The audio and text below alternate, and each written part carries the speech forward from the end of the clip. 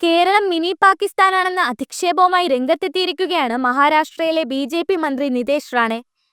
കേരളത്തിലെ രാഹുലിന്റെയും പ്രിയങ്കയുടെയും വിജയത്തിനെ പരാമർശിച്ചുകൊണ്ടാണ് ബി.ജെ.പി. മന്ത്രി കേരളത്തിനെതിരെ അധിക്ഷേപം നടത്തിയത്. मिनी पाकिस्तानच आहे केरळ, म्हणूनच तो राहुल गांधी तिथे निवडून आता त्याची बहीण निवडून येते.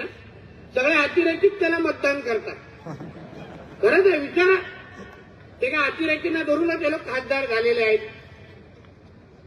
म्हणून आपल्याला सांगतो, മിനി പാകിസ്ഥാൻ ആയതുകൊണ്ടാണ് രാഹുലും പ്രിയങ്കയും വിജയിച്ചത്. എല്ലാ ഭീകരവാദികളും രാഹുലിനും പ്രിയങ്കയ്ക്കും വോട്ട് ചെയ്യും. ഭീകരവാദികളെ ഒപ്പം കൂട്ടിയതിനു ശേഷമാണ് ഇവർ എംപിമാരായത്. പൂനെ ജില്ലയിലെ പുരന്ദർ താലൂക്കിൽ ശിവപ്രതാപ് ദിനത്തോടനുബന്ധിച്ച് നടന്ന ചടങ്ങിൽ റാണെ പറഞ്ഞ വാക്കുകളാണിവ.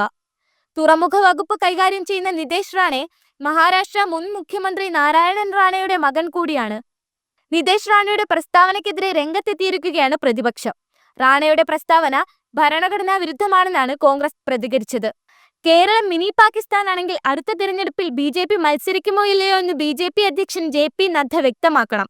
ഭരണഘടനാ വിരുദ്ധമായ ഇത്തരം പ്രസ്താവനകൾ ബി.ജെ.പി. നേതാക്കൾ ആവർത്തിച്ചു നടത്തുകയാണെന്ന് കോൺഗ്രസ് നേതാവ് പവൻ ഖേര പറഞ്ഞു. നിതേഷ് റാണയുടെ പ്രസ്താവനയിൽ മുഖ്യമന്ത്രി ദേവേന്ദ്ര ഫട്നാവിസ് ഇടപെടണമെന്നാണ് എൻ.സി.പി. ശരത് പവാർ വിഭാഗം ആവശ്യപ്പെട്ടത്.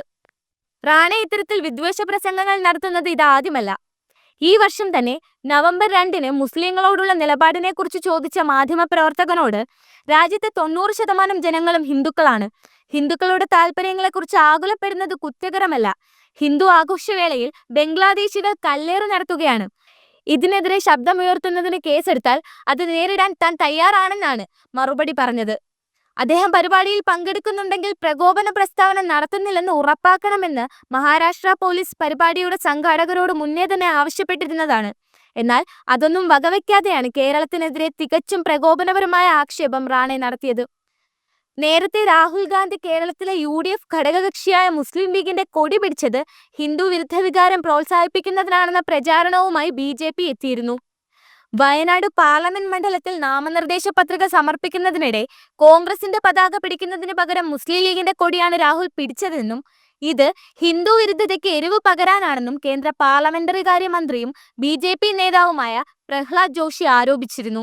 ലീഗിനെതിരെ നിശിത വിമർശനം ഉന്നയിച്ചുള്ള പ്രസ്താവനകൾ നടത്തിയ ജോഷി അവരുമായി ചേർന്ന് കോൺഗ്രസ് മത്സരിക്കുന്നതിനെ ചോദ്യം ചെയ്തു. മുസ്ലിം ലീഗ് ഹിന്ദുക്കളെ ആക്രമിക്കാൻ ആഹ്വാനം ചെയ്തിട്ടുണ്ടെന്നും ഹിന്ദുക്കളെ വധിക്കാനും ഹിന്ദു സ്ത്രീകളെ ബലാത്സംഗം ചെയ്യാനും പ്രേരിപ്പിച്ചിട്ടുണ്ടെന്നുമുള്ള ആരോപണങ്ങളും ജോഷി ഉന്നയിച്ചു.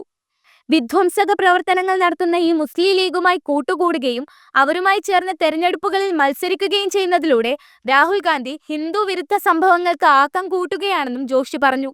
കർണാടകയിൽ നടക്കുന്ന ഹിന്ദു വിരുദ്ധ പ്രവർത്തനങ്ങൾക്ക് രാഹുൽ ഗാന്ധി ഉത്തരവാദിയാണ്. ജയ് ശ്രീറാം വിളിച്ചതിന് ആക്രമണം നടത്തിയതടക്കമുള്ള സംഭവങ്ങൾ കോൺഗ്രസിന്റെ ആശീർവാദത്തോടെയാണ് നടക്കുന്നത്. കോൺഗ്രസിന്റെ ഹിന്ദു വിരുദ്ധ നിലപാടുകളുടെ തെളിവാണിത്.